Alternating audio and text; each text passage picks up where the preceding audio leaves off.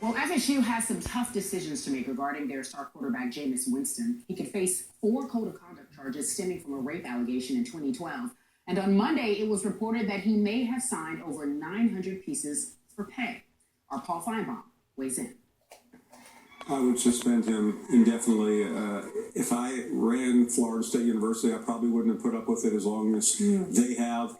I am shocked by Jimbo Fisher's demeanor, what he's had to say, considering he knows all this. You can argue the whole autograph situation going back to Manziel. That's a separate issue. But this is just another strike against a young man that seems to have no regard for authority or anyone else.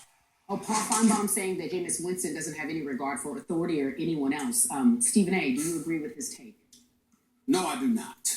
And hopefully I'll get to talk to him later on today on my radio show to debate this issue with him, because I have so much respect for Paul Feinbaum. I think he does a sensational job with his radio show, and he obviously is a preeminent voice with the SEC and the college football overall. I just respectfully disagree with him on this particular matter, because when you say that he has no regard for authority, I certainly don't believe that Jameis Winston has helped make a case for himself against such allegations, such assertions. But let's face reality. Outside of the sexual assault allegation, it's a lot of stuff that has transpired that has been irritable. It's the kind of thing that could get you suspended for a game or two. Outside of that, not much would have been made of it. Now, there are going to be people that sit there and say, well, how can you say that about the whole BB gun thing, and especially after reading the article in the New York Times? But you have to remember, until the New York Times article came out, those details weren't made available to all of us. So as a result, you heard about a bunch of little college kids running around bothering folks with a BB gun. That's not usually the kind of stuff that gets you thrown off of a football team indefinitely. So now we have to go to the sexual assault allegation. Here's the bottom line. You have a female that was claiming she was sexually assaulted. Mm-hmm. That clearly was something that was not addressed with the level of seriousness that it deserved to be addressed by Florida State University. Okay? Law enforcement officials, even though they ultimately dropped the case, meaning the prosecutor in the case, he dropped it because of insufficient evidence while blaming the local police in Tallahassee for their handling of the case of the matter. In the end, the case was dropped. Then ultimately it had to be revisited from a civil perspective because Florida State was investigating due to Title IX being invoked. Okay? But the other side to it is that Jameis Winston adamantly claims that it was consensual, that he didn't assault anybody. Yeah.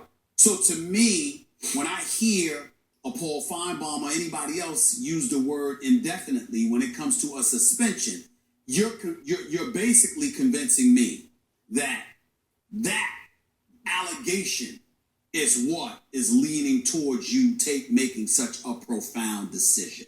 Because what you're saying is that where there's smoke, there's fire, your name has been mentioned too much, there's an absence of decorum, of discipline, etc., etc.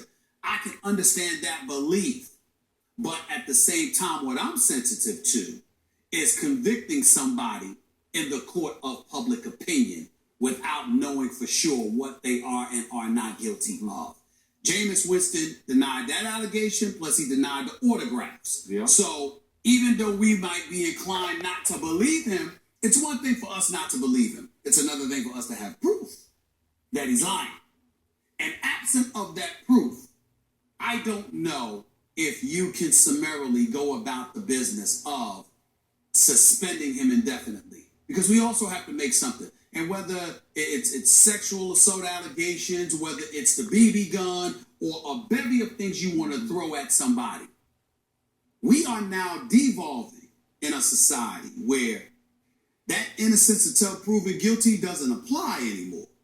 It doesn't apply anymore. The mere fact that you are mentioned and accused of something, that usually is enough for somebody to be punished. Sometimes when if a person's name is mentioned on too many occasions, I get that. Something needs to be done.